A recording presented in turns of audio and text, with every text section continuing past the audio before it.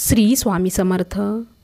आजच्या व्हिडिओमध्ये आपण गुढीपाडव्याविषयी विशेष माहिती पाहणार आहोत। गुढीपाडवा हा 3.5 शुभ मुहूर्तापैकी एक मुहूर्त मानला जातो। हा दिवस मराठी नववर्षाची सुरुवातही मानली जाते। महाराष्ट्रात गुढीपाडव्याचा सण मोठ्या उत्साहात साजरा केला जातो। लोक या सणानिमित्त पहाटे लवकर उठून स्नान करून दारासमोर गुढी उभारतात आणि त्याची पूजा करतात। काठीवर तांब्याचा लोटा उलटा आणि त्याखाली लाल, पिवळे, भगवे रेशमी कापड बांधले जाते। फुलांच्या माळा आणि आंब्याच्या पानांनी सजवले जाते। यासह साखरेचे तोरण आणि कडुलिंबाची ढाळ बांधली जाते। या निमित्ताने घरासमोर फुलांचे तोरण, रांगोळ्या काढल्या जातात। घराबाहेर बांधलेल्या गुढीमुळे नकारात्मक शक्ती रोखली जाते।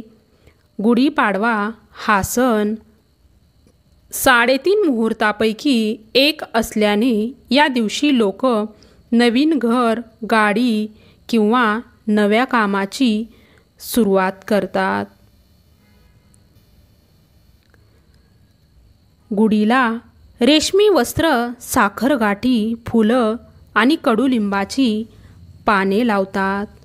घराची स्वच्छता करून अंगणात रांगोळी काढली जाते। या दिवशी घरोघरी पुरणपोळी बनवली जाते। गुढी हे विजयाचे व शुभत्वाचे प्रतीक आहे।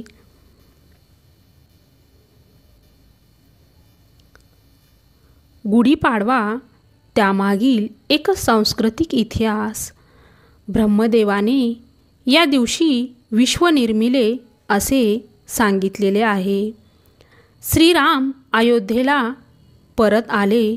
प्रभू रामचंद्रांनी 14 वर्ष वनवास भोगून लंकाधिपती रावण व राक्षसांचा पराभव करून या दिवशीच अयोध्येत प्रवेश केला होता।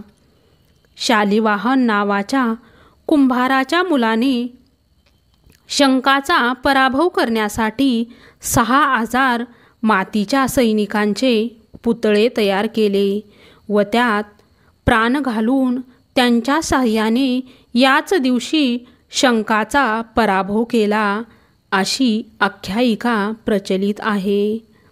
याच शालिवाहन राजाच्या नावाने नवीन कालगणना शालिवाहन शक चालू झाला होता। प्राचीन मानवाने जेव्हा देवाची कल्पना केली आणि पूजा करायला सुरुवात केली, तीच देवीच्या स्त्रीच्या रूपात सुरू केलेली आहे। ती स्त्री म्हणजे आदिशक्ती, आदिमाता पार्वती असे मानले जाते। पार्वती आणि शंकराचे लग्न पाडव्या दिवशी ठरले। पाडव्यापासून तयारीला सुरुवात होऊन तृतीयेला लग्न झाले। पाडव्या दिवशी पार्वतीच्या शक्ती रूपाची पूजा करतात। यालाच चैत्र नवरात्र असे म्हटलेले आहे।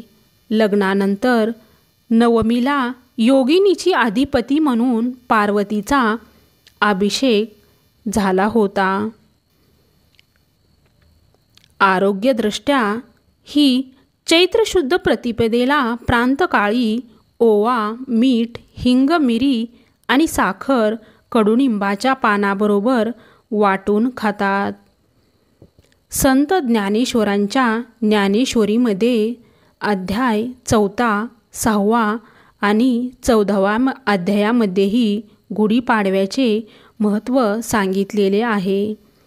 अधर्माची अवधी तोंडी, दोषांची लिहिली फांडी, सज्जना करवई गुढी सुखाची उभवी, ऐके संन्यासी आणि योगी, ऐसे ऐक्यवाक्यतेची जगी, गुढी उभविली अनेंगी शास्त्रांतरी, माझी अवसरी ते फेडी, विजयाची सांगे गुढी, एरो जीवी म्हणे सांडी, गोठी इया. संत नामदेव आणि संत जनाबाई यांनी संत चोखामेळा या सर्वांच्या लेखनात गुढीचेही उल्लेख केलेले आहेत. टाळी वाजवावी, गुढी उभारावी, वाटही चालावी पंढरीची. 16व्या शतकातील संत एकनाथाच्या धार्मिक काव्यात गुढी हा शब्द असंख्य वेळा अवतरलेला आहे. त्यांच्या वेगवेगळ्या काव्यातून संत एकनाथ हर्षाची उभवी गुढी, ज्ञानेपणाची, भक्ती साम्राज्य यशाची, रामराज्याची रोकडी, भक्तीची, जैताची, वैराग्याची, भावार्थाची, स्वानंदाची, निजधर्माची इत्यादीची गुढीची रूपके वापरताना आढळतात. संत एकनाथांना या गुढ्यांची अनुभूती त्यांच्या रोमांचात होते. कीर्तनी होते ते गुढी तिन्ही लोकी वैकुंठी उभारणेचेही उल्लेख करतात. श्री स्वामी समर्थ. जय जय स्वामी समर्थ. आजचा व्हिडिओ तुम्हाला जर आवडला असेल तर नक्की मनापासून लाईक करा.